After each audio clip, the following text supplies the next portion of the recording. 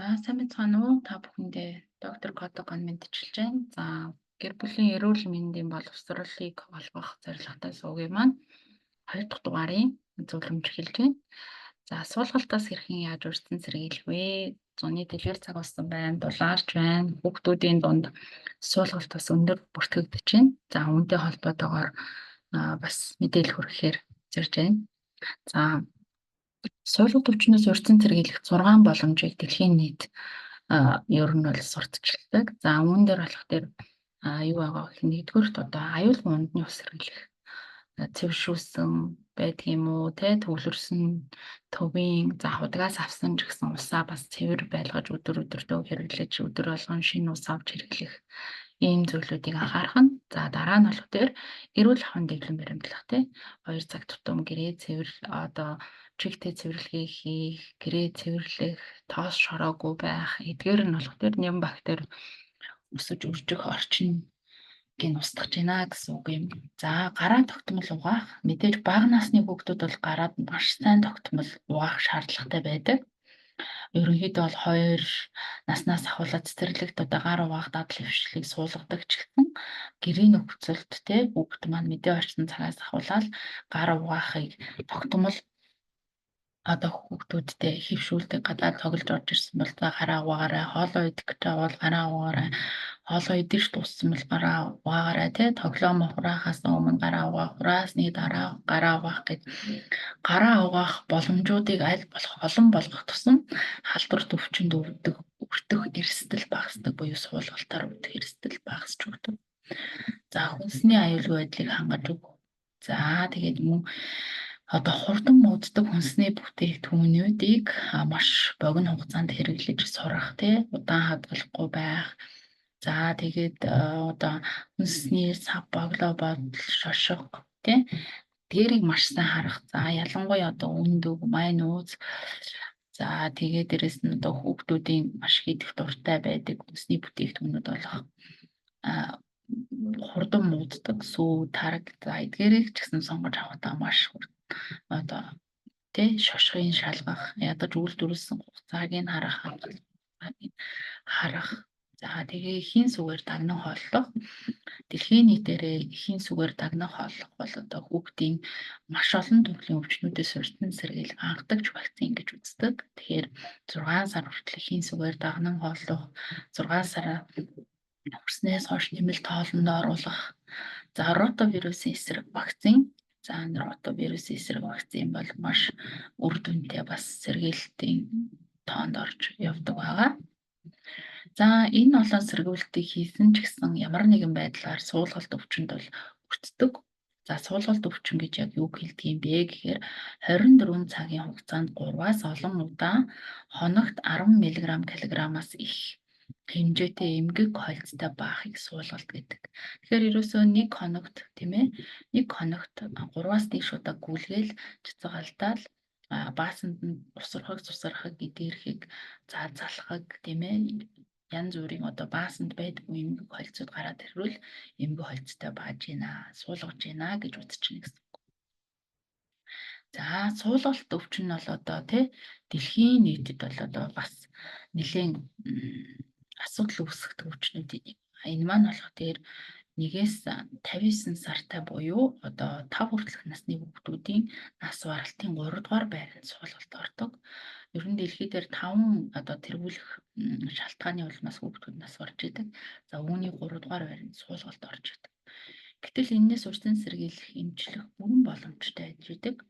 За жишээлбэл суулгалтаар 5 хүртэлх насны 400 мянгаад хүүхэд 5-аас 9 насны 50 мянгаад хүүхэд нас орж идэг. За хэрвээ одоо тий ундны усны аюулгүй байдал, ариун цэвэр, эрүүл ахуйн дэглэмээ сайн баримталчих юм бол маш олон суулгалтаас урьдчилан сэргийлэх боломжтой байдаг. За жил бүр дэлхий дээр хүүхдийн суулгалт өвчнүүд 1.7 тэрбум тохиолдолд бүртгэгддэг.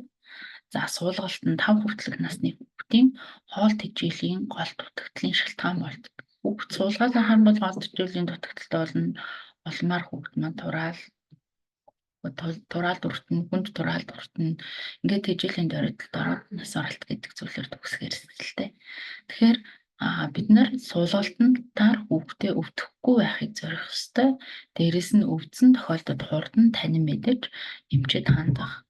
Гэрийн нөхцөл гол чухал арга хэмжээнүүдийг авах нь чухал гэдэг. Суулгалтын дотроо 4 төрөлтэй халдвар суулгалт буюу бидний хэлдгээр нянгийн, вирусын гаралтай, эгэл биетний гаралтай суулгалтууд байдаг. За энэ дээр баасны төрөл, баасны гарц тийм ээ. За үнэр эдгээр нь өөрчлөлтөөр нь халдварт суулгалтуудыг бас ялгах боломжтой байдаг. Энийг бол мэрэгжлийн эмч нар буюу халдвартын эмч, хүүхдийн эмч нар, өөр бусад нарийн мэрэгжлийн эмч нар ялгадаг тийм ээ. За хоолны суулгалт. Хоолны суулгалт бол хоолны асуумжтай байдаг. Хүүхэд суулгахаасаа өмнө, цэцэг өмнө, бөөлжж гүйлгэхээс өмнө юу идсэн бэ? Манай хүүхэд өндөг идсэн юм аа. Манай хүүхэд нэг маниудтай хоол идсэн юм аа. Манай хүүхэд нэг тийм шаардсан юм идсэн юм аа ч гэдэг юм уу те. За нэг тийм халаацсан юм идсэн юм аа, тараг ууцсан юм аа ч гэдэг юм уу те. Нэг жоохон тийм хүнсний бүтээгдэхүүний бүтцэд өөрчлөлт орсон юм хүнсний зүйл идсэн байх магадaltaй асуумжуудыг хэлж идэг. За энэ нь болохоор урд өмнө нь хүний биед орж байгаагүй зүйлүүд орохоороо суулгалт үүсгэждэг. За тэр нь энгийнээр одоо нүүрс ус, өөгтөс тийм ээ уургийг задлж чадахгүй буюу толерент буюу төвчл үүсснээс болоод суулгалт үүсчдэг. За байнгын суулгалт гэж бас байна. За архаг суулгалт гэж байна. 14 хоногоос дээш удаан хугацаагаар үргэлжлэх юм бол архаг суулгалт гэж үздэг. За суулгалт бол ерөөс шингээ алланд бүгдийг маш хурдан оруулдаг. Тэгэхээр нэг суулгалт, нэг бөөлжөлт, хоёрын шингээ аллалтын харьцаа бол нэгийг харьцах 10 байдаг. Бөөлжгөд хүүхдийн шингэн 10% бүр 10 дахин их алддаг бол суулгалтаар одоо тийм нэг алддаг байна шүү. Тэгэхээр бөөлжөлт бол илүү аюултай, суулгалт бол бас арай шингээ аллалтанд хүрэхэд нь удаан процедуртай явагддаг гэсэн үг. За шингээ аллалтыг 3 зэрэгт хувааж үздэг. 1-р зэрэг, 2-р зэрэг, 3-р зэрэг. Шингээ аллалтын зэргүүдийг олохын тулд 4 зүйлийг эцэгчүүд маш сайн мэдэж авах хэрэгтэй. Тэр нь юу вэ гэхээр хүүхдийн биеийн байдал 1-р хүүхд маань цаваар сэргэлэн нойрондоо, хоолндоо хөдөлгөөн сайхан идэвхтэй, хэвийн гүйж хараагаад орилж харлаад явж ивэл энэ хүүхд маань биеийн байдал нь хэвийн байна гэж үздэг. Харин тайван бус очиндгой уйлаад тийм ээ сүултээ бүр унтаараа ухаангүй болоод тавил энэ бол шингээ аллалтын зэрэг нь эвгүй болж эхэлж байна. Хүндэрж байна гэж үздэг. За мөн дараа нь хүүхдийнхаа нүдний хоолтыг ажиглана. 24 цаг эцэгчүүд нь хүүхдтэйгээ хамт байдаг учраас нүдний хонхор руу гэдгийг маш сайн мэддэг. Тэгэхээр танаа хүүхдийн нүд одоо гүйлгэснээс нь бас хонхойсон байна уу гэхээр хонхойсон байна, хонхоо үгүй угаасаа юм хөнгөр нүдтэй ч гэдэг юм уу тийм ийм хариултуудыг хэлж идэг. За дараагийн чухал зүйл маань бол тэр ам цангах. Хүүхдэд шингээ юм өгөөл үзэх хэрэгтэй. Ус ч юм уу тийм ээ. Уцсан ус, хярам, баах үзээ юу ч байж болно. Ямар ч байсан шингийн зүйл гэхдээ ундаа ус чихэрлэг ундаа болохгүй тийм. Ер нь бол ус л хамгийн найдвартай шингэн зүйл шүү дээ. Тэгэхээр усыг аваад ховдоглол бүрээс ам цанга зовж ивэл энэ шингээ аллалтын 2-р зэрэгт орцсон явж байна л гэж уух дургу буюу ууж чадахгүй байх юм бол хүүхд маань уйлаад тийм ээ нөгөө юм чинь түлхээд ерөөсөө нулимс ч гарахгүй, шээс ч гарахгүй хэмжээнд хүрдэг. Тэгэхээр шингээ аллалтын зэрэг хүндэрж байна гэж үзнэ. За дараагийн чухал зүйл маань эрсний хойноосыг шалгах. Эрсний хойноосыг хэвлийн 2 хажуу талд шалгадаг. Үүсний орчим, үүсний хажуу талд гэсэн. Чимхэд тавихад хүүхдийн арьс маш удаан хонирилдаад одоо арилж өгөхгүй байх юм бол шингэн алдалт нэлийн гүнзгий явагдсан байна л гэж үзнэ. За энэ мэдээж эмчилгээний хувьд гэх юм бол амаар шингэн сэлбэн 1-р зэргийн алдагдaltaй үед амаар шингэн сэлбэн гэртэн 2-дугаар хэлбэрийн шингэн аллалтын үед болох тэр шингэн уулгаж эмнэлгийн нөхцөл 4 цагийн туршид харж ажиглана.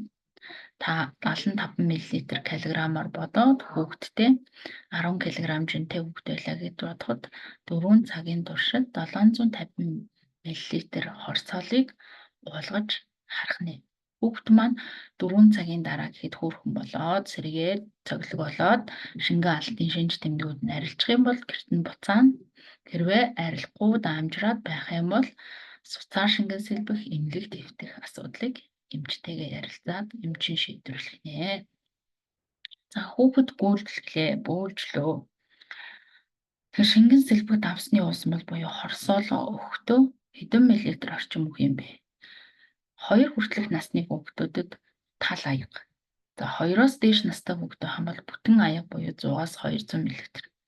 Тэр хүүхэд нь бөөлжөд байвал 10 минут хүлээснийхаа дараа өмнө өгдгөөсөө арай багасгаад 1-ээс 2 минутын зайтай багаар болгоно.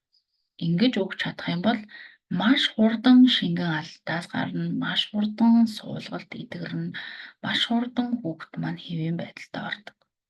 Энийг л бүр эцэг эхчүүд бүр бүгдээрээ хийгээд сурчих юм бол нэрээ үнэхээр одоо хүүхдийг шингэн алдаар, суулгалтаар хүндрүүлэхгүй. За шингэн сэлбэгт авсны уусмал. За ерөөсөө суулгалтыг эмчлэх дөрвөн л эмчилгээний зарчим байдаг.